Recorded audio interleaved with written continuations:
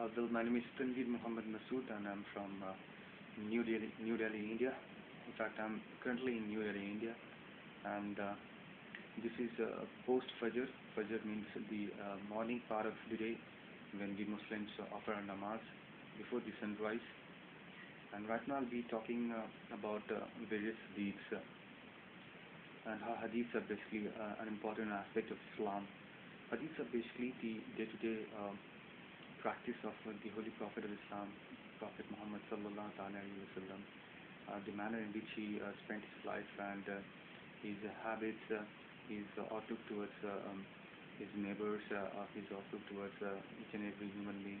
How he basically spent his life is basically in there in this Holy Hadith, and Sahih al-Bukhari is considered to be one of the most authentic and one of the most credible hadith. So I'll be reading out from the chapter 1, that is the Book of Revelation. The Book of Revelation basically is the first chapter of this Holy Hadith, and it basically speaks about the fact that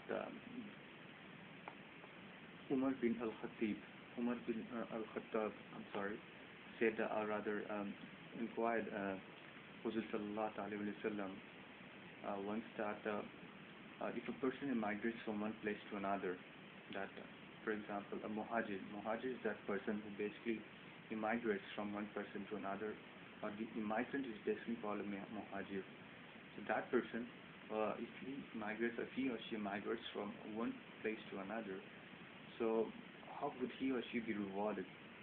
So he basically went on to ask this question to Prophet sallallahu alaihi wasallam, and the Prophet of Islam said that the reward to be given to such person would be basically dependent upon his intention. What is the intention, or rather what was the intention of that person for having immigrated from one place to another.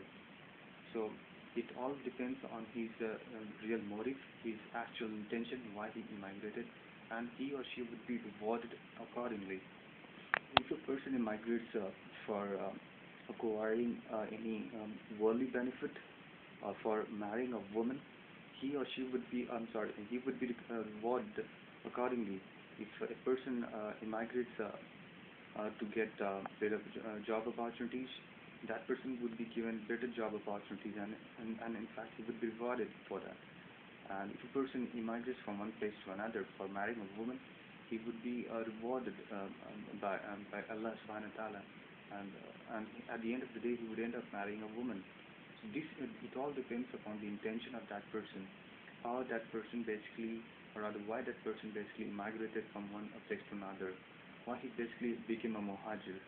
So this is basically the morale of the first chapter of the Book of Revelation, and I'll try to give you a little background of this chapter, the first chapter of the Book of Revelation. Actually, what exactly happened is the fact that when people started migrating from Makkah to Medina, in fact there was this guy who basically immigrated from Makkah to Medina, and his immigration was being questioned as to why he migrated. So Allah subhanahu wa ta'ala, the Prophet Muhammad sallallahu alaihi wasallam said that the intention of that person would basically be the criteria for his migration. If his intention, if his motive was to marry a woman, he would be awarded accordingly. He would end up marrying a woman. So this was basically the background of the first chapter of the Book of Revelation. So it all depends upon the motive. It all depends upon the real intention of that person as to why he or she immigrated. So this is the first chapter of the Book of Revelation.